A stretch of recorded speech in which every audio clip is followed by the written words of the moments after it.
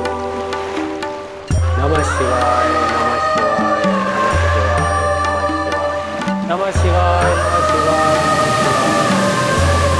नमः शिवाय, नमः शिवाय, नमः शिवाय। देख रही है शिवा, श्री हरि विष्णु की तपस्या पूर्ण होने वाली है। उसी समय की तो प्रतीक्षा है स्वामी, जब उनकी तपस्या पूर्ण होगी और सृष्टि का विस्तार प्रारंभ होगा। सृष्टि का निर्माण तो हो चुका है शिवा, अब सृष्टि के विस्तार का उत्तरदायित्व किसी को सौंपना है। पालन का उत्तरदायित्व तो आपने श्री हरि विष्णु को सौंप दिया है, किंतु यह प्रश्न अभी भी हमारे मन में है कि आप सृष्टि के विस्तार का उत्तरदायित्व किसे सौंपने वाले हैं? जिनके द्वारा भी सृष्टि का विस्तार होगा, उनका उद्भव शीघ्र होने वाला है और संसार उन्हें परमपिता ब्रह्मा के नाम से जानेगा। स्वामी, श्री हरि विष्णु को तो आपने उत्पन्न किया है, परंतु परमपिता ब्रह्मा की उत्पत्ति अब तक क्यों नहीं की? नहीं शिवा, उनकी उत्पत्ति हमारे द्वारा नहीं, अपितु श्री हरि विष्णु के द्वारा की जाएगी। श्री हरि विष्णु के द्वारा? हाँ शिवा, वो दोनों मेरा ही अंश होंगे और उन्हें मेरा ही रूप माना जाएगा। परंतु परमपिता ब्रह्मा की उत्पत्ति कब होगी? शीघ्र, अति शीघ्र, देखती जाइए, शीघ्र ही उनका उद्भव होगा और उनका उद्भव कमल के पुष्प पर होगा। नमः शिवाय, नमः शिवाय, नमः शिवाय, नमः शिवाय, नमः शिवाय, नमः शिवाय, नमः शिवाय, नमः शिवाय, नमः शिवाय, नमः शिवाय, नमः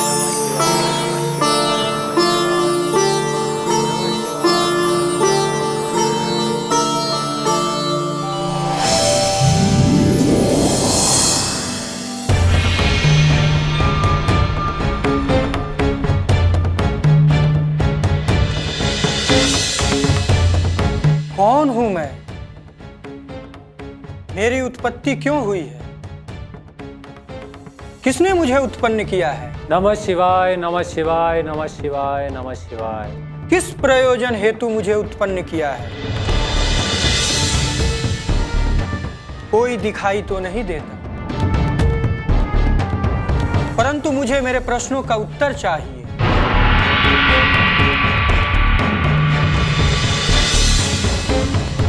मेरी उत्पत्ति कमल पर हुई है, परंतु ना जाने ये कमल कहां से निकला है। नमः शिवाय, नमः शिवाय, नमः शिवाय, नमः शिवाय। मुझे स्वयं के बारे में ज्ञात करने के लिए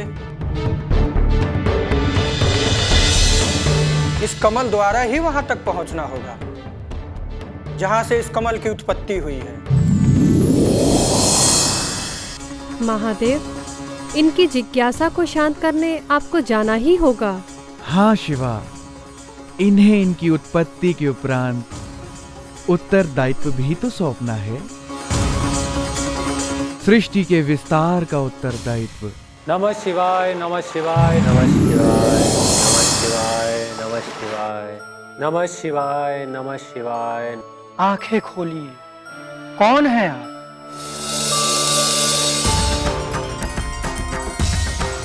आप? आप कौन हैं? आप ये कैसा प्रश्न कर रहे हैं? इसी प्रश्न का उत्तर जानने तो हम आपके समक्ष उपस्थित हुए। आप ये बताइए कि आप कौन हैं, और यह भी बताइए कि मैं कौन हूं। भला मैं कैसे बता सकता हूं कि आप कौन हैं? आपके सिवा मेरे इस प्रश्न का उत्तर और कौन देगा? आपसे ही हमारी उत्पत्ति हुई है, तो इस प्रश्न का उत्तर भी आपको ही देना होगा कि किस प्रयोजन हेतु आपने हमें उत्पन्न किया है। मैं तो स्वयं महादेव की आज्ञा से तप कर रहा हूं, भला मैं आपको कैसे उत्पन्न कर सकता हूं? आपको हमारी बात का विश्वास नहीं तो आप स्वयं देख लीजिए, आपके नाभि कमल से ही हमारी उत्पत्ति हुई है।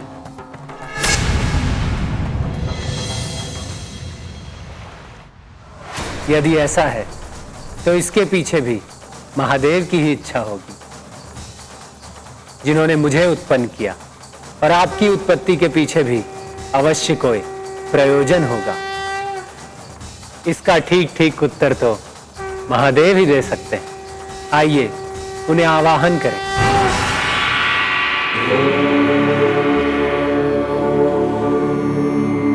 नमः शिवाय नमः शिवाय नमः शिवाय नमः शिवाय। हे हमें उत्पन्न करने वाले, हमारे प्रश्नों का उत्तर देकर हम पर कृपा प्रदान करें। नमः शिवाय नमः शिवाय नमः शिवाय नमः शिवाय नमः शिवाय नमः शिवाय नमः शिवाय नमः शिवाय नमः शिवाय नमः शिवाय नमः शिवाय नमः शिवाय। आंखें खोलिए।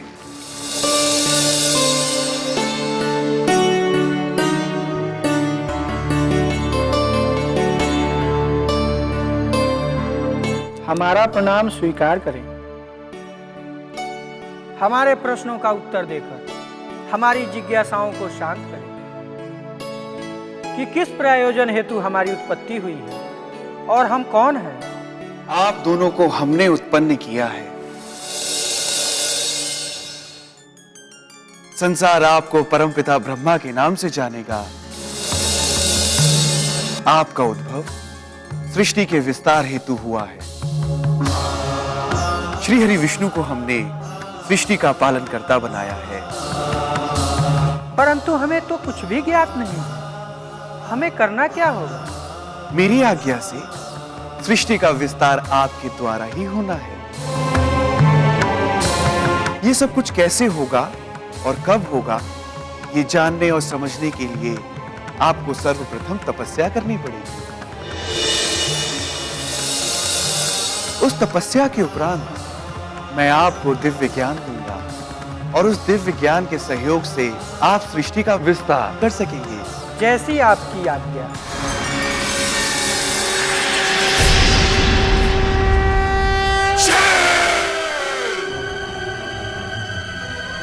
यदि ऐसा है तो आज से शिव मेरा सबसे बड़ा शत्रु हो।